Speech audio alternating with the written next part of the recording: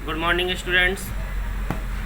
आज हम आपको पढ़ा रहे हैं लेसन 3, जिसका नाम है पुष्पीय पादपों में लैंगिक जनन, निषेचन पश्च घटनाएं एवं भ्रूणोद्भव, जिसे हम कह सकते हैं sexual reproduction in flowering plants, post fertilization events and embryogenesis.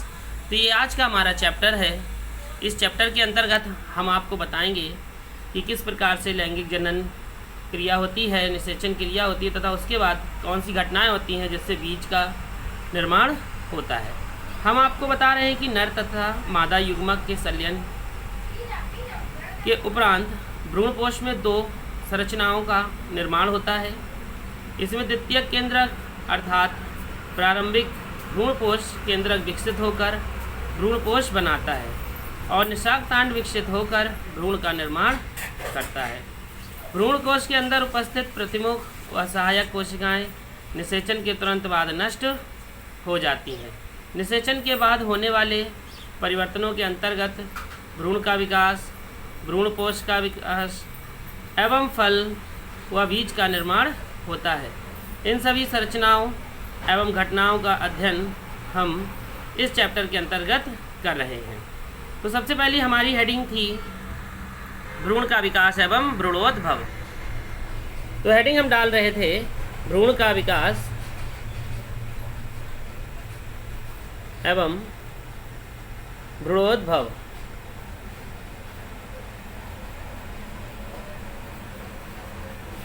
जिसे हम कह सकते हैं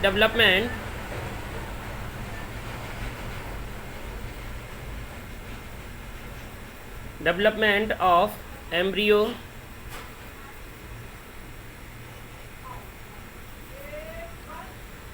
और एम्ब्रियोजेनेसिस।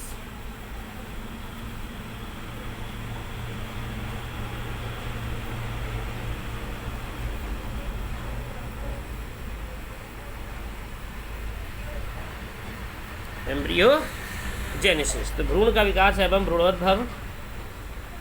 तो इसके अंतर्गत हम आपको आज बता रहे हैं कि संयुग्मन के पश्चात अंड युग्मनज, जिसे हम जायगोट कहते हैं, तो युग्मनज कहलाता है, जिससे भ्रूण का विकास होता है। भ्रूणीय परिवर्तन प्रारंभ एक बीजपत्री तथा द्विबीजपत्री दोनों पादपों में समान होता है, लेकिन बाद में इनमें काफ़ी विभिन्नताएं दिखाई देने लगती हैं। सबसे पहले जो इसका विकास होता है, नंबर 1 हेडिंग डालेंगे हम, द्विबीजपत्री भ्रूण का विकास। तो ये हमारी हेडिंग है द्विबीजपत्री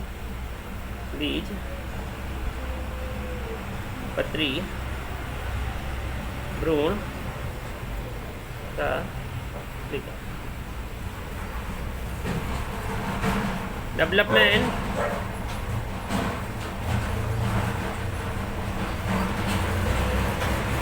डेवलपमेंट ऑफ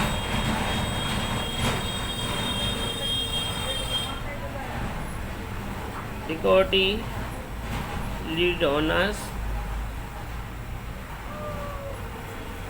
एम्ब्रियो।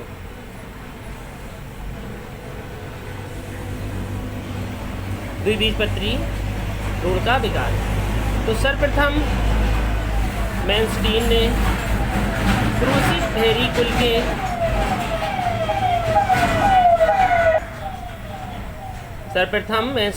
क्रूसीफेरी कुल के कैप्सेला बुर्सा पेस्टोरिस नामक पादप में भ्रूण के विकास का अध्ययन किया। इस क्रिया के प्रारंभ में युग्मनज आकार में बढ़कर अपने चारों ओर सेल्यूलेस की भित्ति का निर्माण करता है। उसके पश्चात यह अनुप्रस्थ विभाजन के द्वारा 2 कोशिकाओं में विभक्त होकर बीजांड द्वार की ओर आधार कोशिका तथा निभाग की ओर अंतस्थ कोशिका का निर्माण करता है। आधार कोशिका को निलंबक कोशिका तथा अंतस्थ कोशिका को भ्रूणीय कोशिका कहते हैं। आधार कोशिका एक अनुप्रस्थ विभाजन तथा अंतस्थ कोशिका एक उद्रग विभाजन द्वारा विभाजित होकर अंग्रेजी के टी अक्षर के आकार का एक 4 कोशिकीय प्रागभूण का निर्माण करती है। आधार कोशिका अनुप्रस्थ विभाजन द्वारा 6 से 10 कोशिका लंबक निलंबक बनाती है जो भ्रूण कोश में ढकेलता है।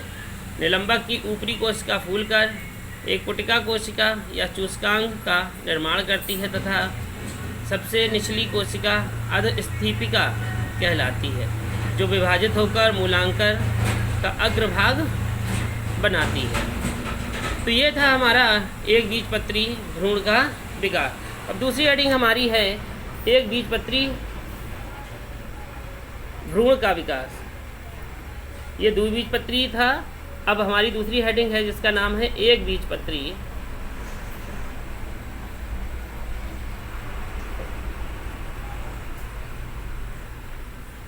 भ्रूण का विकास।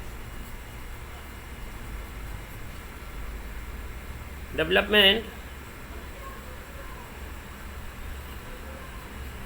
ऑफ मोनोसाइटोलेनर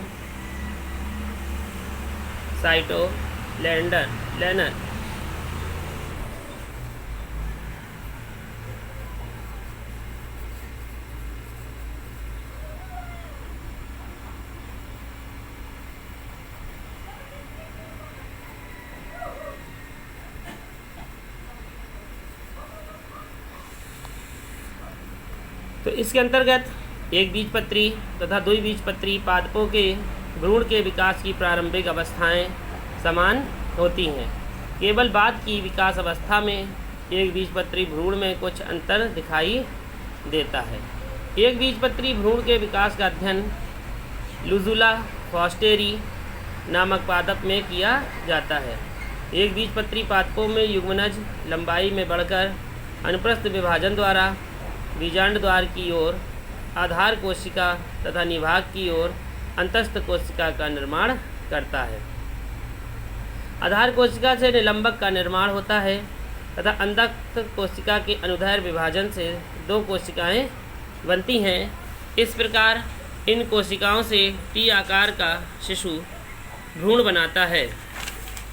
इसके पश्चात आधार कोशिका के विभाजन से बनी कोशिका में फिर से अनुप्रस्थ और अनुदैर्घ्य विभाजनों द्वारा कोशिकाओं का निर्माण होता है। इनमें सबसे ऊपर की कोशिकाएं निलंबक बनाती हैं तथा शेष कोशिकाएं भ्रूण के निर्माण में सहायक होती हैं। इस भ्रूण में एक बीजपत्री पाया जाता है जिसे स्क्यूटेलम कहते हैं। तो ये था हमारा एक बीजपत्री भ्रूण का विकास। इस प्रकार से हमारा एक बीजपत्री भ्रूण का विकास हो रहा था। अब हम हेडिंग हमारी है भ्रूणपोष का विकास। हेडिंग है हमारी भ्रूणपोष का विकास, यानी कि जो भ्रूण बना अब उसका विकास किस प्रकार से होगा। तो भ्रूणपोष का विकास जिसे हम कह सकते हैं डेवलपमेंट ऑफ एंडोस्पर्म।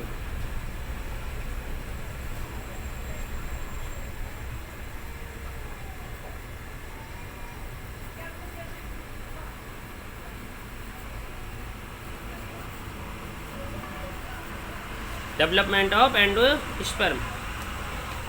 तो भ्रूणपोष का विकास क्या है। तो आवृतबीजी में भ्रूणपोष त्रिसंलयन के फलस्वरूप बनता है। इसी कारण ये त्रिगुणित होता है। भ्रूणपोष वृद्धि करते हुए भ्रूण को पोषण प्रदान करता है। अनावृत्ति में भ्रूणपोष का विकास निषेचन पूर्व ही हो जाता है, अतः यह अगुणित होता है। भ्रूणपोष कई प्रकार के होते हैं, जैसे नंबर 1 केंद्रकीय भ्रूणपोष तथा नंबर 2 कोशिकीय भ्रूणपोष। नंबर 1 केंद्रकीय भ्रूणपोष, नंबर 2 कोशिकीय भ्रूणपोष तथा नंबर 3 माध्यमिक भ्रूणपोष। नंबर 3 माध्यमिक भ्रूणपोष। तो ये थे हमारे भ्रूणपोष का विकास। इस प्रकार से भ्रूणपोष का विकास हुआ। अब हम आज आपको बता रहे हैं हम बीज का निर्माण। हेडिंग हमारी है बीज का निर्माण।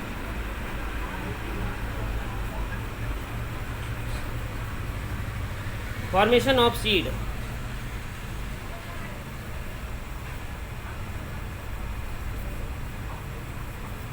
फॉर्मेशन ऑफ सीड, बीज का निर्माण। तो द्विनिषेचन की क्रिया के फलस्वरूप बीजांड में कई परिवर्तन होते हैं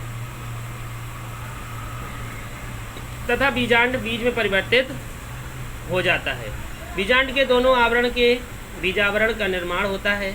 बाह्य आवरण से बीजचोल तथा अंतःआवरण से अंतःकवच का निर्माण होता है।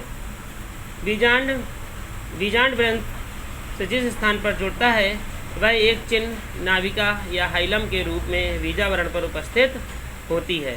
भोज पदार्थ या बीजपत्र में या भ्रूणकोश में यह संग्रहित हो जाता है। इसमें पानी की मात्रा धीरे धीरे कम हो जाती है, जिससे भ्रूण सुप्तावस्था में चला जाता है। इस प्रकार बीजावरण से घिरी हुई प्रसुप्त रचना को बीज कहते हैं। बीज निर्माण के दौरान प्राप्त बीजांडकाय भी समाप्त हो जाता है, लेकिन कुछ बीजों में यह एक पतली परत के रूप में बचा रहता है, जिसे हम परिभ्रूणकोश कहते हैं।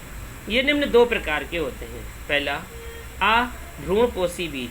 अभ्रूणपोषी बीज यानी कि चना, मटर, दाल तथा सेम, ये सभी बीज कैसे हैं? अभ्रूणपोषी। क्यों हैं?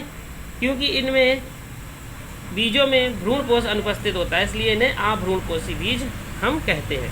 इसी प्रकार से दूसरा है हमारा भ्रूणपोषी बीज। तो भ्रूणपोषी के बीज के अंतर्गत आता है मक्का, गेहूँ तथा अरंडी। मक्का, गेहूँ तथा अरंडी, तो इन बीजों में भ्रूणपोष संग्रहित होता है, इसलिए ये बीज पतले होते हैं, इसलिए हम इन्हें भ्रूणपोषी बीज कहते हैं। कल हम आपको बताएंगे बीज के निर्माण का महत्व।